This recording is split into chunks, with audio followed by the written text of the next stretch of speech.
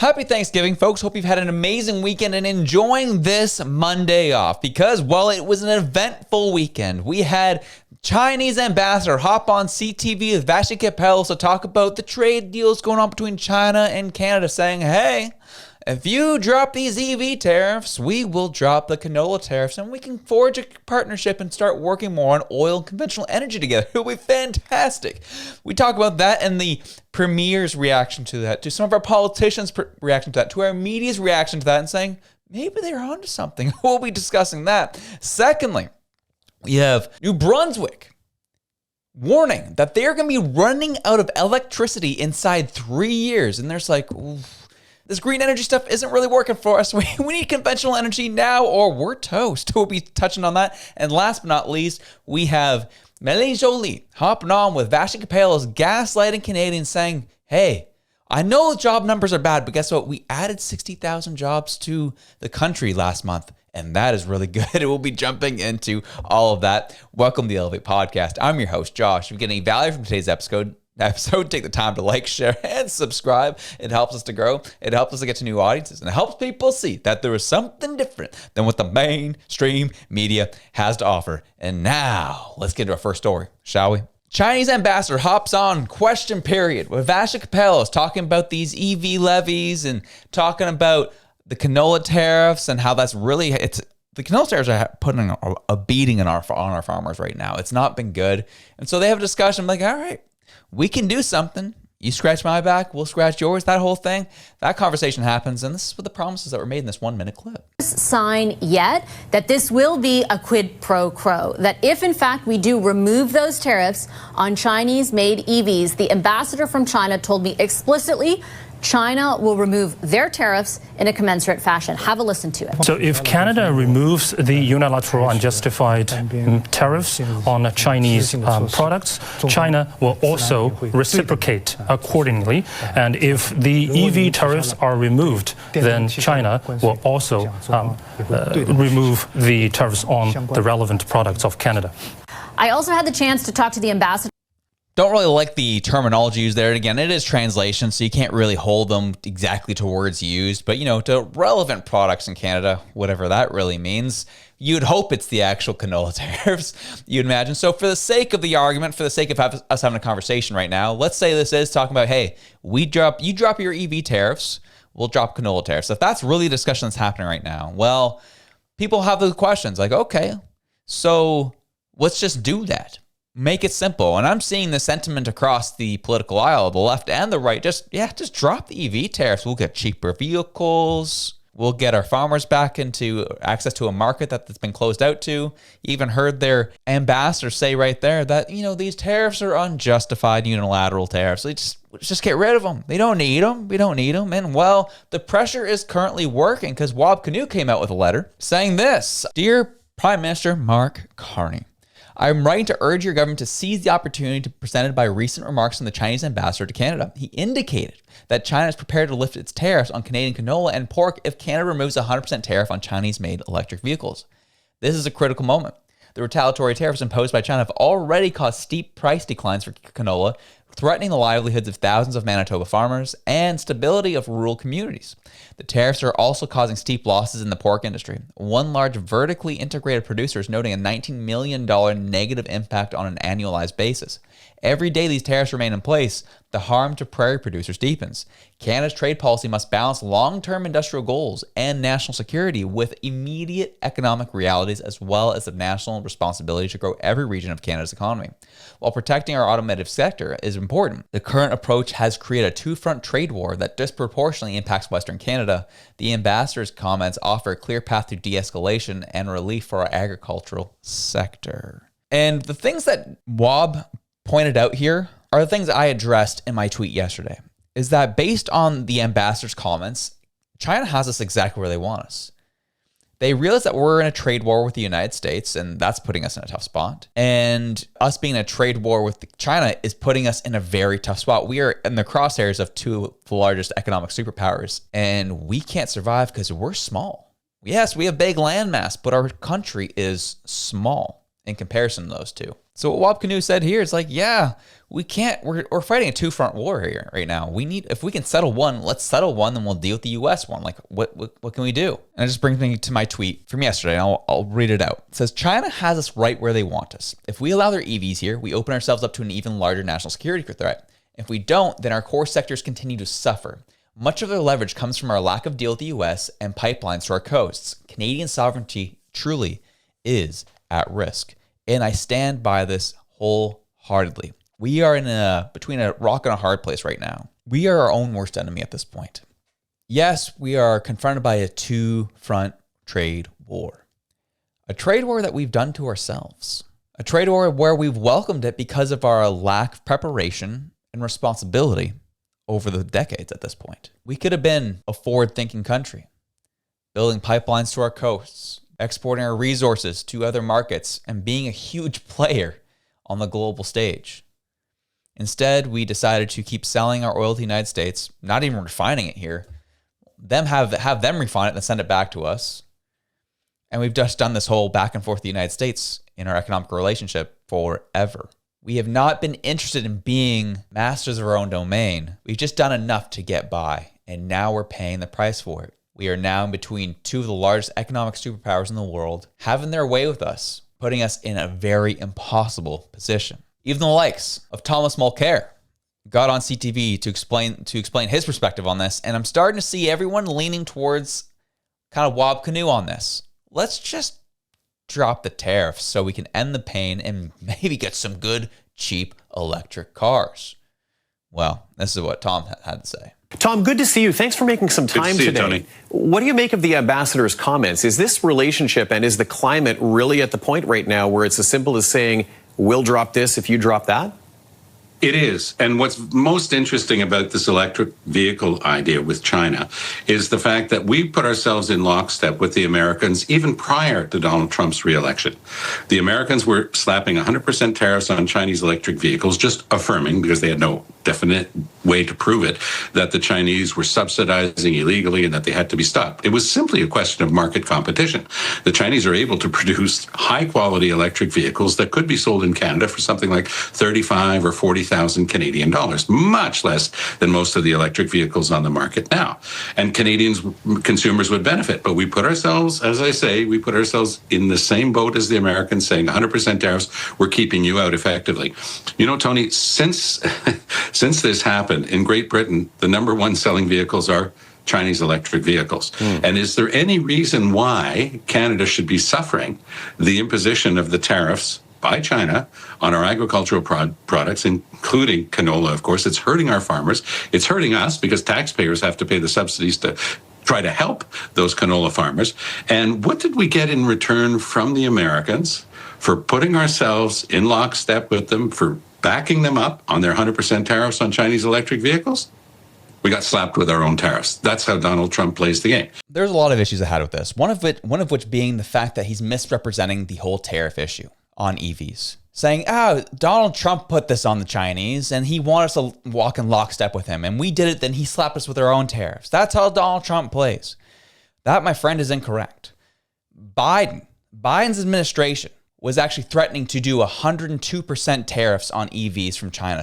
And they announced that back in May of 2024 and say it was going to take effect in September of 2024. Well, Trump was elected in November of 2024. There's nothing new here. This is simply part of it, as he said, is a part of a market issue, but as well, it is a national security issue. I really hate this argument saying, why are we allowing ourselves to suffer? Just drop the tariffs. We'll get cheap EVs. We'll have some good stuff going on for our farmers. We don't have to subsidize them anymore. It'll be all good. It is this type of short-sighted thinking that has gotten us to the spot in the first place, that China is able to do this to us. Do you not realize the national security threat that this would impose upon us? Well, I'll give you an example. If you've not been in a Tesla before, I'll tell you how it goes.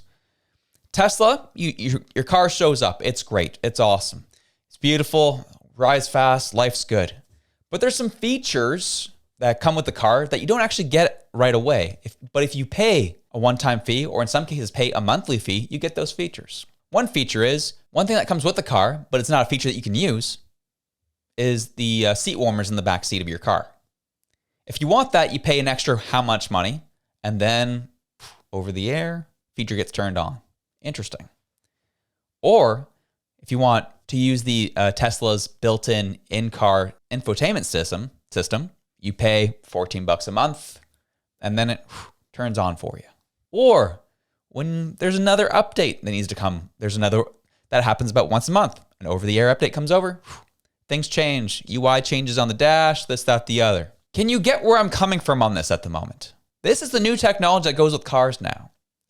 And you want to trust that technology and bring all those cars over from China, from the same country that is working the Sinaloa cartels to bring drugs into our country. The same country that's been trying to undercut and undermine our political processes in this country, buying off our politicians and making sure they do their bidding for them.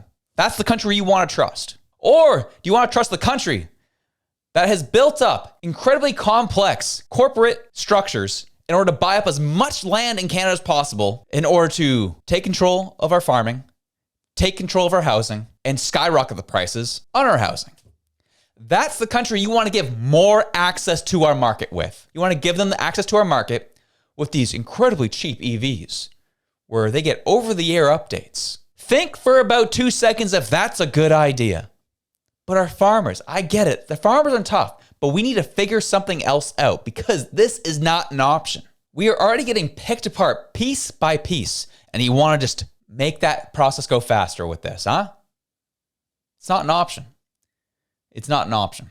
What we do need to do is start taking our trade practices a lot more seriously and extracting the same amount of leverage back on China. They can just tariff our canola, sure, but you darn well need to start working your tail off to find other markets to undermine China. You have to. You have to. But instead, you want to sit back, watch this whole thing play out, see our farmers suffer in the process, be like, oh, see, they're suffering. We should just allow China on in. We've already done it enough. Our politicians have already sold out enough to China. We don't need to do more of it. And so that's my stance on that. Because now what we're seeing in our country is we've become we're becoming so focused on this whole green grift that we are losing sight of what is allowing our country to run, and that's on conventional energy. Believe it or not, I know it's hard to believe. We still work on conventional energy. And until people start realizing how serious this is, we aren't going to get pipelines built. We aren't going to try and get our resources to other markets until a province actually has a cry out for help. New Brunswick Power warns province at risk of electricity shortage in 3 years. NB Power has asked an American firm to build a controversial natural gas diesel plant at a cost of more than $1 billion because without it, the province risks running out of electricity within 3 years, says an executive. Brad Cody, the vice president of business development at New Brunswick Power, laid out the possibility of a bleak future to a group of politicians on Friday who represent a province where 3/4 of people still depend on electricity for heat in the bone-chilling winter. He told the Standing Committee on Public Accounts at the legislature that he discovered the problem during a New Brunswick Power executive meeting in the fall of 2023 when he learned the public utility had already blown through its budget for connecting new customers only halfway through the fiscal year.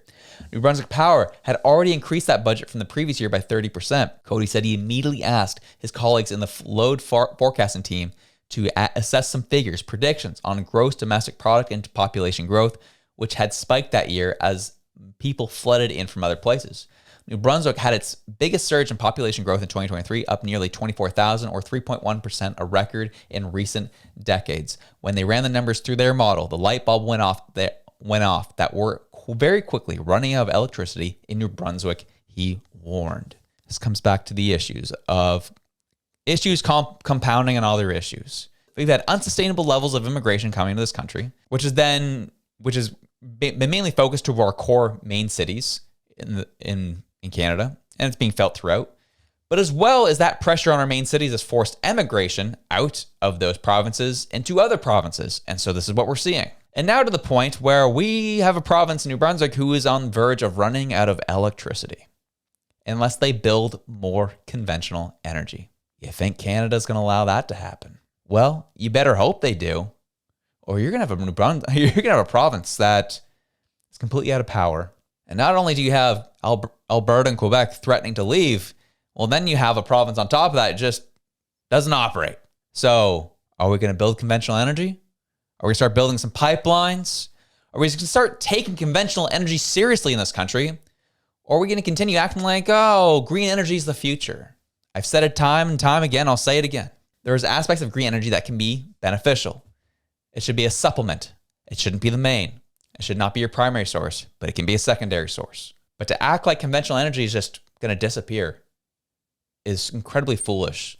And we're seeing it firsthand right here. But this is how, I know it seemed like kind of a harsh turn from the previous topic, but this all kind of comes together here. If we don't start taking our resources seriously, we don't start actually learning how to have real conversations and creating real deals around some of these products and industries, then we're just going to sell ourselves out, sell ourselves off to the highest bidder. As I said, Canadian sovereignty is at risk right now with these tariff wars at the moment. Until our government takes it seriously, Canada's days are numbered. I'll be honest about that. And that's not something I say lightly, especially because we're dealing with the attacks from our own government on top of that, with Bill C-8, Bill C-9, Bill C-2, all of it being picked apart day by day, and our government's doing us no favors in the process unless we make enough of a fuss. Or, unless Poilievre whines like a whiny little beep, which I've been hearing a lot of that lately from people. Why does Poilievre cry so much? Why is this that? Yeah, I guess you can disagree with the tactics, sure. But what would you want him to do? Just allow the government to add laws and make subjective hate laws around a subjective definition of hate, where you can just shut down memes, shut down conversation on the internet, put people in jail because they said naughty things on Facebook? Or Bill C-9 just shutting down people's telecommunications without warning? You think I'm exaggerating? Read the bill. They can do it to anyone they so please at any point they desire in order to protect their infrastructure. Nope. That's not going to happen, because also in that bill isn't specified they're going after corporations. They also specify they're going after individuals. So would you like Poilievre just to stay quiet on that? Just let it happen without saying anything? Is that what you want? Sounds like it. Sounds like it. And I'll finish off with this story. Melanie Jolie hopped on CTV with Vashi Kapelos talking about, oh my gosh, we are doing so many great things for Canada. Life is good. I know things are tough right now from an unemployment perspective, but we added 60,000 jobs. Oh boy, get the last minute of this. So my question against the backdrop of all those very alarming statistics for a number of Canadians is, when will they start to see the benefits of what you're pitching? Well, I think you have to look at the Friday numbers of jobs. 60,000 new jobs created across the country. We're increasing wages by 3.3% over a year to year in July. So things are not perfect. I'm not saying that. I'm very realistic. But hey, we're facing so much unpredictability, and we are actually facing these headwinds in a strong position. And the September numbers are extremely good news. So I think we should be optimistic. Well, there is bumps and while we're flying this plane, we're holding strong and we're going ahead. The unemployment rate, though, is still 7.1%, which is a multi-year record. I acknowledge that there were far more jobs added last month than anticipated, but that's still a very high unemployment rate. The youth unemployment rate is like at a decades level high. But I'm just saying, we just increased by 60,000 jobs in a month. So I think it shows that it's moving. Okay, I will leave it on that note. I've taken enough of your Yeah, unemployment's still at 7.1%, hasn't changed. Youth unemployment's at a multi-decade year high. What do you have to say about that? We added 60,000 jobs. Look at us go. Oh, yeah, well, let's take a look at those 60,000 jobs, shall we? Oh, let's look at the Stats Canada statistics. Oh, nice. That's great. 31,000 of those 60,000 were in public sector. Yeah, things are looking great. More people taking a government salary. 22,000 private sector jobs added. Yep, it's looking fantastic over here. Whoa, we added 60,000 jobs. Over half of them we provide for them, but it's all good. It's all good. This is getting ugly, folks. And the gaslighting is getting unreal in the process. That's your update. That's where things are currently going. That is what they're currently cheering on. Is in the face of some of the most atrocious job numbers, they said, well, we added 60,000 jobs. I know it's bad, but we added 60. Look at this number. Yeah, guess what? That 7.1 hasn't changed. Youth unemployment hasn't changed. But we added 60,000. Like, oh, it'll take some time. Yeah, do you know what else is going to take time?